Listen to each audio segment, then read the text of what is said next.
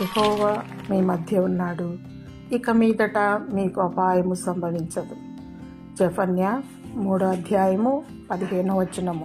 ఎక్కడైతే 2-3 ఉంటారో అక్కడ వారి మధ్యలో నేను ఉంటాను అని అన్నాడు దేవుడు. మన హృదయంలో కూడా దేవుడు నివసిస్తాడు. పరిశుద్ధత, నీతి, పవిత్రత, యథార్థత, మంచి మనసు, త్యాగ జీవితాన్ని ఆయన కోరుకుంటాడు. హృదయంలో దేవుడు ఉంటే ఏదీ సంభవించదు. ఒకవేళ ఏదైనా విపత్తు జరిగినా దేవుడు కాపాడుతాడు. తన కౌగిలిలో, తన రెక్కల చాటున నిన్ను భద్రపరుస్తాడు.